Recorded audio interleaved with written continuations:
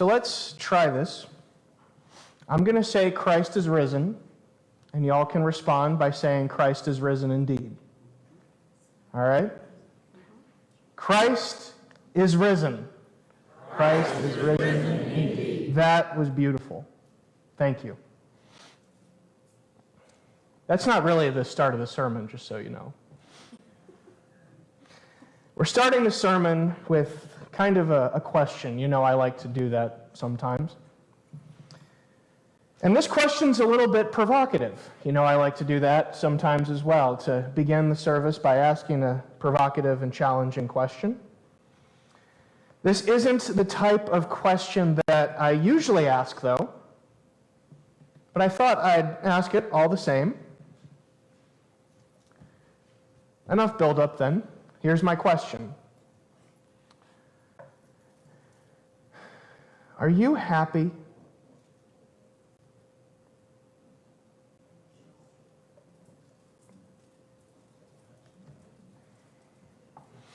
Follow-up question.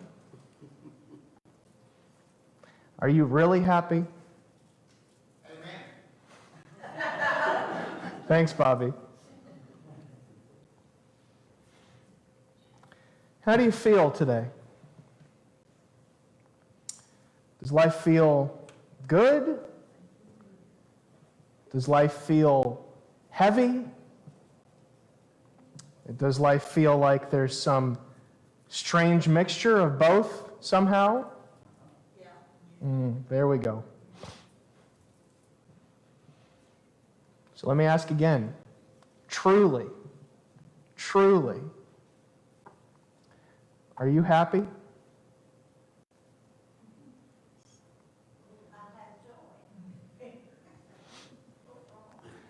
It's a little bit more complicated on that second pass through, isn't it?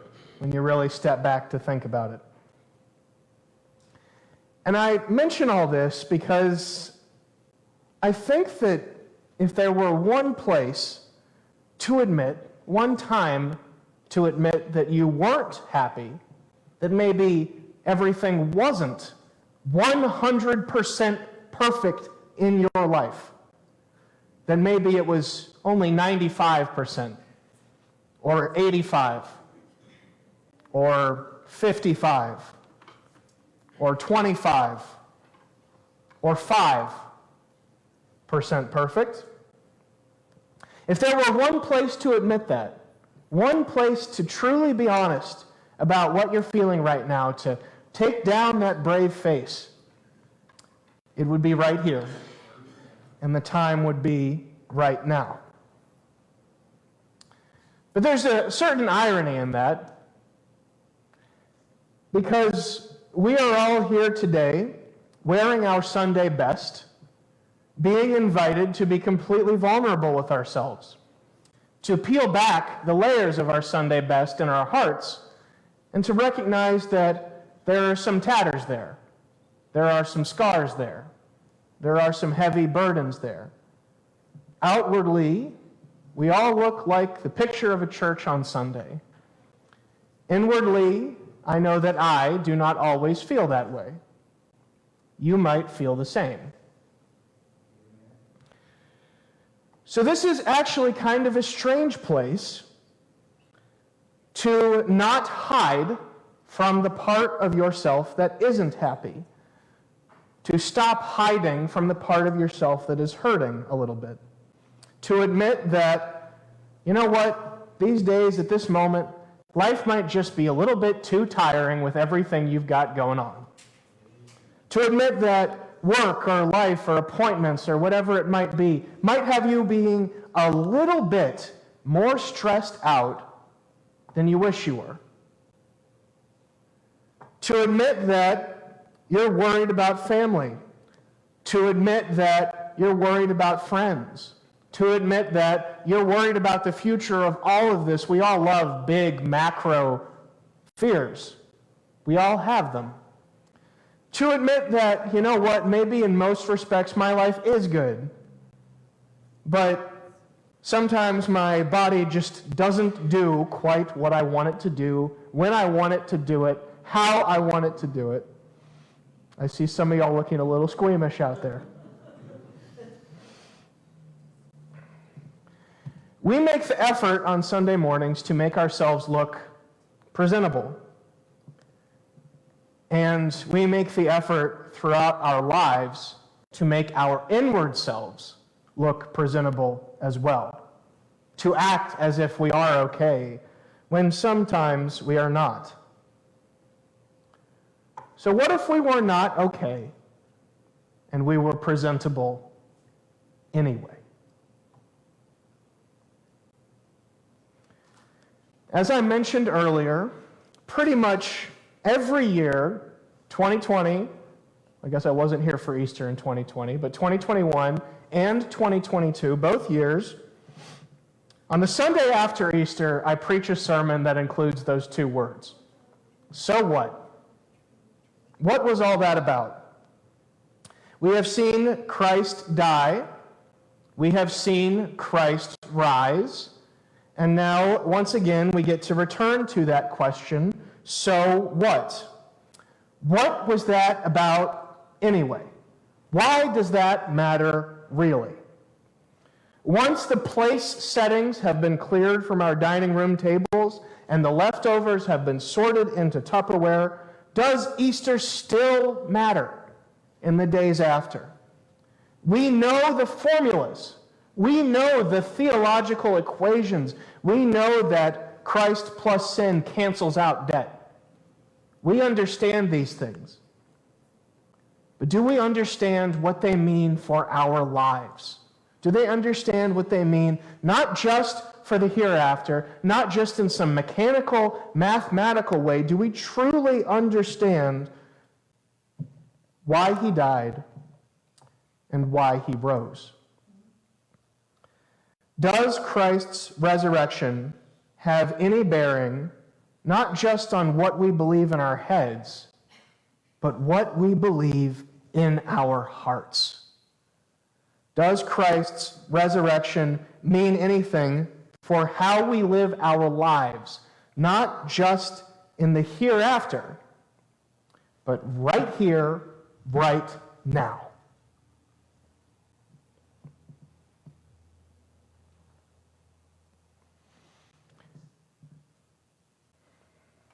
Let's begin here. The answer to that question is yes. Easter means many things, but at the most basic level, one of those things is change. Easter means change. Entering into this story, following Christ through his life, through his imprisonment and arrest, through his death, through his resurrection, should make us different people today than we were at the beginning of Lent. Now, I say different, but not necessarily how you might think. When I was in seminary and I was in my preaching classes and I was learning how to do what I'm trying to do right now at least, my professor, the person who taught that class, told us that the preacher should always aspire to, and I quote, say one true thing about God and then sit down. Say one true thing about God and then sit down. I've found that simple phrase to be very instructive over the course of my brief career because it changes the emphasis of what's actually happening when I'm up here, what's actually happening when I preach. Now, believe it or not, we do not include sermons in worship services as unofficial de facto nap time.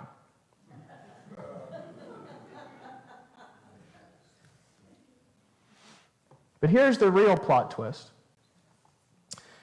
We also don't include sermons in worship services as an opportunity for some person to stand up here on a high place and tell you everything that you're doing wrong and all the things that you need to change in your life to get right with God. That's not why we're here. Some days I do a better job of remembering that than other days. That's not why we're here. We are here today for God. Worship is about meeting God. Worship is about encountering God. Worship is about taking off your Sunday best and being known by God. Worship is about God, and that is why we are here. Amen. Not to learn how we need to change, not to be lectured on all the things that we are wrong about. Worship is about God, and God is what has brought us here today. Amen. It's for this very reason that the psalmist speaks of God as a refuge, as the sole giver of all good things in creation, the one who secures our lot, the one who is our portion and our cup. Easter means change. But sometimes, perhaps more often than we might think, change doesn't mean searching for new flaws within ourselves to set right. Sometimes change doesn't mean doing better or doing more and yelling at yourself when you can't do better or can't do more. Sometimes change means giving yourself permission to let go, to let yourself off the hook for being something less than perfect. Sometimes change means learning to accept that anger and fatigue and stress and anxiety are just a part of who you are because you care and you've gotten invested in things that mattered, and those things have left you a little bit depleted. Sometimes change means recognizing that life is so often full of hardship, but that in the midst of that hardship, God does offer us a place of refuge.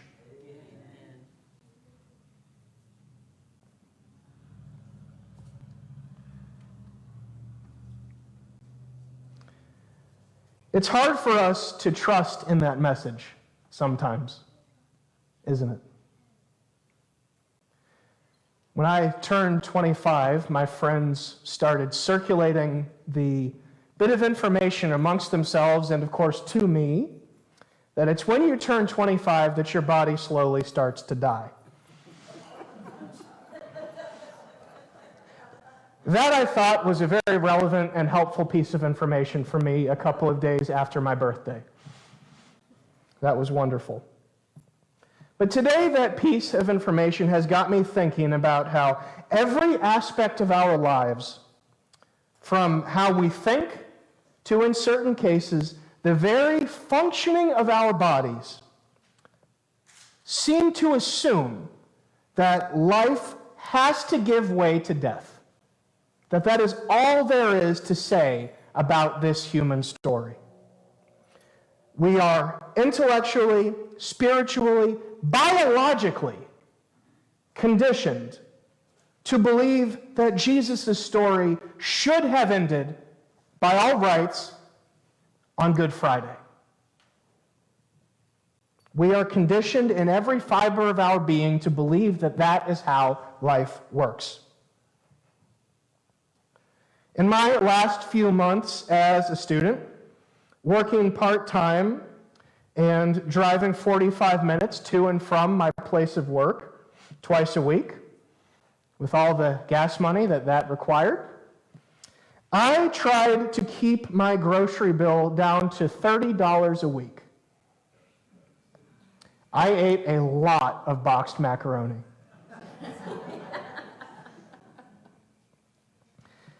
That season came to an end when I went to work full-time a few months later.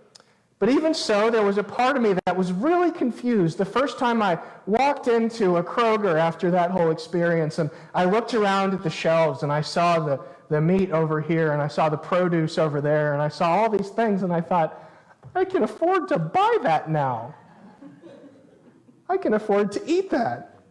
I can afford to buy and eat fresh meat and vegetables and to eat things that leave me feeling good Leave me feeling physically, mentally good when I'm done. We struggle with that mindset, and we struggle with it spiritually, I believe. We struggle to believe that we deserve more than $30 a week, that we can have more than $30 a week. If Easter has become just another day in our yearly rhythm, it is because we have not yet totally believed in God's promises. We have been preconditioned to believe that life gives way to death and that that is the end of the story, and we are not yet totally sure that we are worth more than pennies on the dollar. And so we tell ourselves that we have to hide our pain, hide our anxiety, hide our fear, and press on and on and on.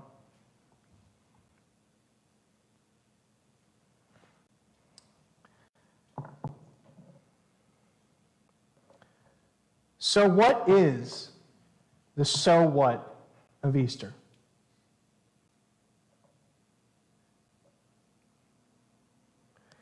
Here it is. Uproot yourselves, friends.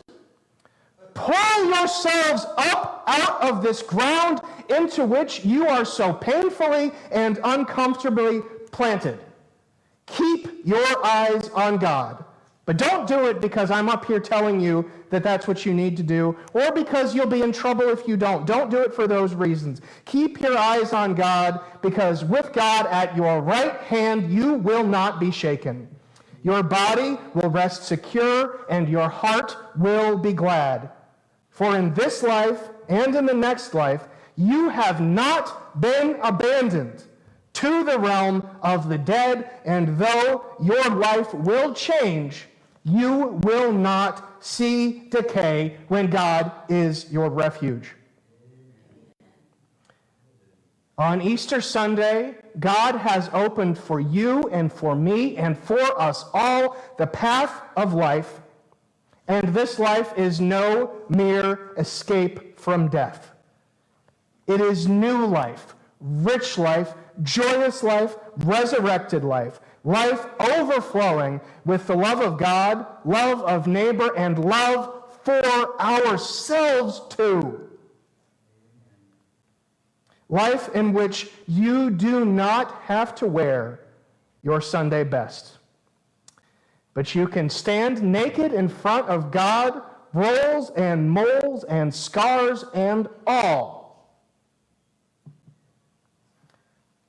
That's what Adam and Eve did in Eden.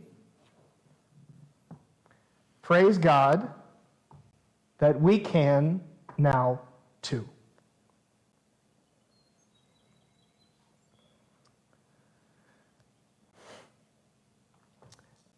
Are you happy? I hope you are. I really do. But also, I hope you know that if you aren't, or if you're not completely, or if you're struggling with something that you've been struggling with for a long time, or something new that just came up in the last couple of days, or if you're just not having a good morning, if you're struggling with something, understand that on Easter Sunday, God has given you permission to let go. Obligations still have to be fulfilled, and we all know that. We're going to have to get up and get going and live our lives. But even so, the so what of Easter is nothing less than the opportunity for us to let ourselves be human and for us to let God be God. Let go. Let God, and let yourself rest in the knowledge that we and you and all of us have not been abandoned to the realm of the dead. and that we can receive eternal pleasure in the joy of God's divine presence. Easter has come. Christ has risen. Now, may we dare to join him. Amen. Amen.